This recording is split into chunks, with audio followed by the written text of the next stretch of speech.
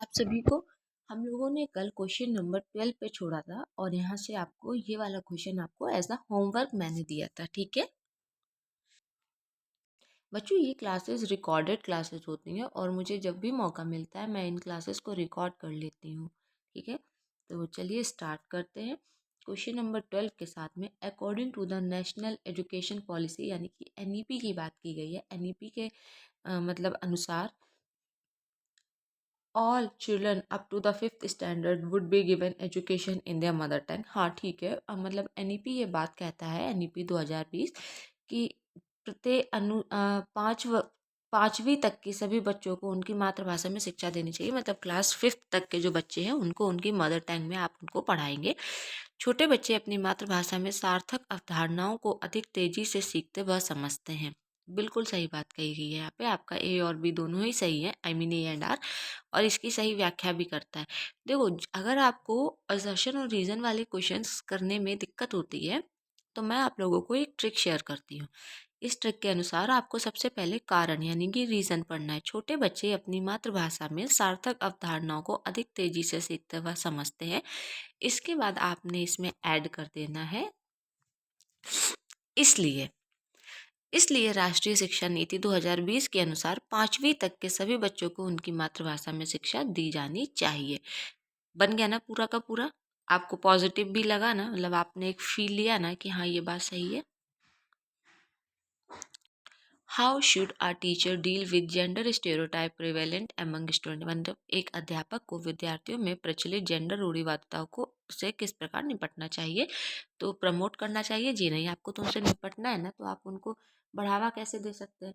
उनको real life examples देने चाहिए जो कि मतलब स्टेरियोटाइप को काउंटर करते हैं, यानी कि जो उनको चुनौती देते हैं। ठीक है, practice same gender based grouping of students. नहीं, विद्यार्थियों के विद्यार्थियों के एक समान जेंडर आधारित समूह बनाने चाहिए, यानी कि लड़का लड़का लड़की लड़की। नहीं, बिल्कुल नहीं। कक्षा में जेंडर आधारित मुद्दों पर बात नहीं करनी चाहिए। जी नहीं, बिल्कुल गलत बात कही गई है। आपसे आपका क्वेश्चन पॉजिटिव पूछा गया। अगर आपको क्वेश्चन में कुछ भी नहीं समझ में आ रहा है ना, तो भी आप ये मान के चलो कि आपसे क्वेश्चन आपका पॉजिटिव पूछा गया है। अगर नॉट नहीं लिखा है तो ऑल राइट, इतना तो आप समझ ही जाएंगे कि आपका क्वेश्चन पॉजिटिव है।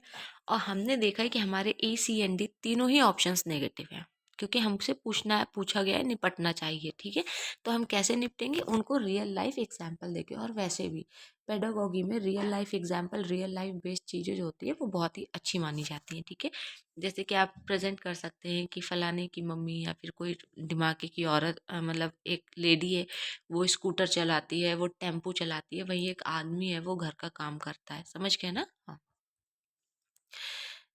ठीक है, चलो। हाँ, ये आपसे क्वेश्चन अक्सर पूछ लिया जाता है कि जेंडर और सेक्स में डिफरेंस क्या होता है। तो जो जेंडर होता है वो आपका सोशल कंस्ट्रक्ट होता है, यानी कि समाज के द्वारा बनाया गया है। लेकिन जो लिंग है वो आपका क्या है? बायोलॉजिकल एंटिटी है। ठीक है, यानी कि आपका जैविक है।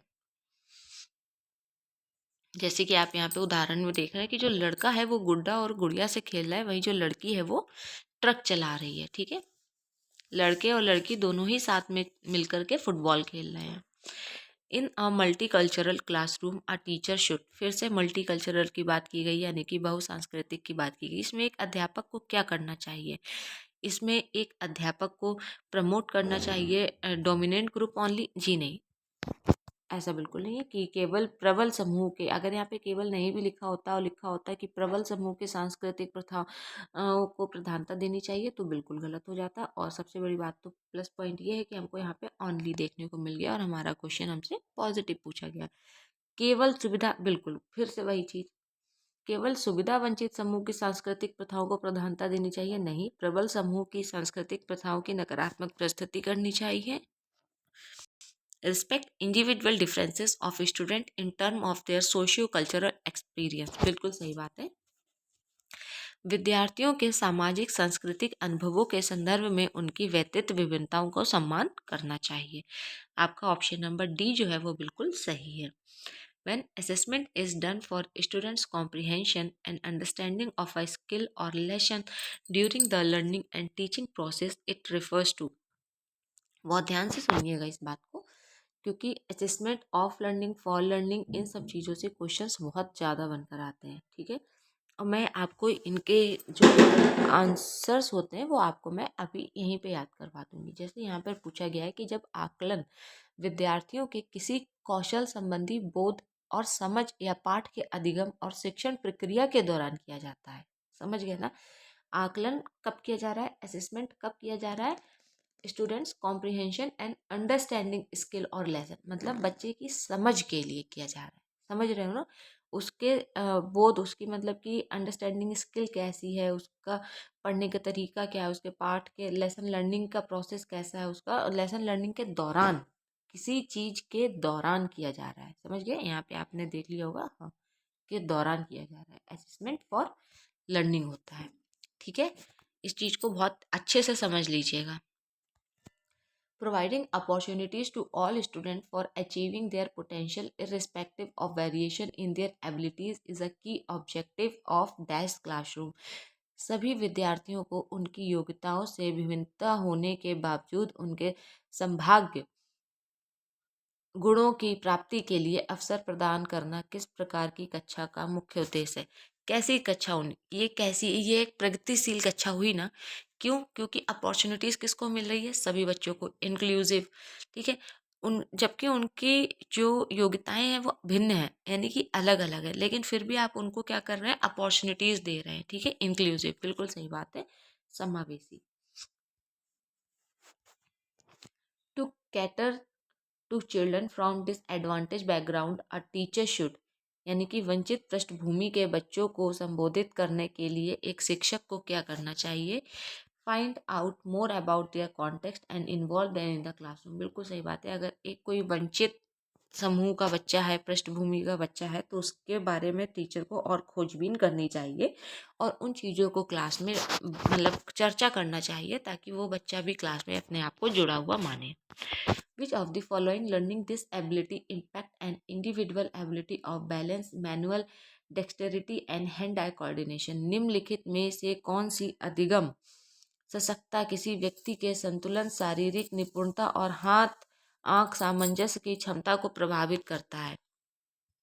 मतलब वो अपना हैंड और आई जो कोऑर्डिनेशन है उसको अच्छे से नहीं बना पा रहा है, उसका मतलब शारीरिक निपुणता है। ठीक है, यानी कि उसको डिसेबिलिटीज़ है, एबिलिटी ऑफ बैलेंस है, मैनुअल डेक्सटेरिटी है। तो ये किस चीज़ को, ये डिसलेक्सिया नहीं, डिसलेक्सिया तो हमने देखा है ना, हमारी पढ़ने वाली होती है। Dis sorry, dyspraxia. ठीक है, यानी कि गति समन्वय वैकल्य। ऑप्शन नंबर डी जो है वो आपका बिल्कुल सही हो जाएगा। Which identifying characteristic a student with autism are likely to have?